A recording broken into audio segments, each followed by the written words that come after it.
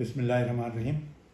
मोहतरम नाज़रीन, doctor Nazimuddin Malik Misbah International Hospital से आपके साथ। हमारा आज का मौजू है मोटापा क्यों आता है। मोटापा या ओबेसिटी, वज़न का ज़्यादा होना, दुनिया की तकरीबन 30% आबादी में मोटापा पाया जाता है।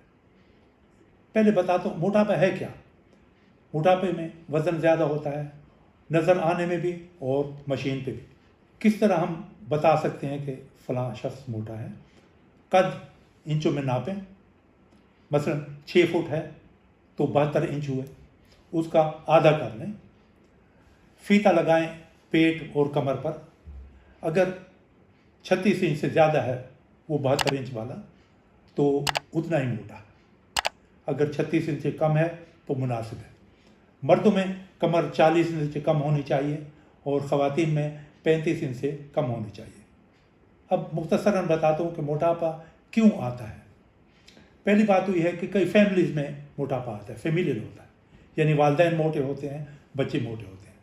बरतानिया की मेडिकल रिसर्च काउंसिल के मुताबिक 1/6 फैमिलीज़ में एक जीन पाई जाती है क्रोमोसोम नंबर 16 पर, उसको हम FTO जीन कहते हैं, यानी फैट मास ओबेसिटी एसोसिएटेड जीन। ऐसे लोगों में ख़ानदानी मोटापा आता है। दूसरा मोटापा आता है खुराक में। खुराक में अगर आटा चावल ज़्यादा हो और सब्ज़ी फल कम हो तो इंसान मोटा होता है। पेट भर कर खाने वाले मोटे होते हैं। मीठी चीज़ें, आलू कोलाज वगैरह ज़्यादा लेने वाले लोग मोटे होते हैं। तेज़ खाने वाले मोटे होते हैं। बड़े चम्मच से खाने वाले मोटे होते हैं। तीसरी बात, जिस्मानी मुशक्क़त कम करने वाले लोग मोटे होते हैं। आराम पसंद लोग मोटे होते हैं। पैदल न चलने वाले मोटे होते हैं। वर्जिश न करने वाले मोटे होते हैं। अर्बनाइजेशन एक बहुत बड़ा सबब है मोटापे का। देहातों से शहरों की तरफ लोगों का मुंतकिल होना, आपने देखा होगा शहरों में देहातों से लोग धड़ाधड़ मुंतकिल हो रहे हैं। देहातों में जिस्मानी कामकाज ज़्यादा होता था, शहरों में कम होता है। देहातों में पिज़्ज़ाज और कोलाज नहीं होते थे, मोटापा नहीं होता था, उनकी खुराक सेहतमंद होती थी।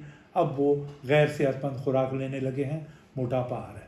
पैदल चलने वाले गांव में जो लोग होते थे वो मोटरसाइकिल पर आ गए हैं और साइकिल वाले रिक्शों को इस्तेमाल करने लगे। नाज़रीन, अगली वीडियो में बताऊंगा कि वज़न को हम किस तरह कम कर सकते हैं। ज़रूर सुनिएगा, आपके लिए मुफीद होगी। मेरी दुआ है कि अल्लाह ताला आप सबको, हम सबको हमेशा सेहत से रखें। सुनने का शुक्रिया। अल्लाह हाफ़िज़।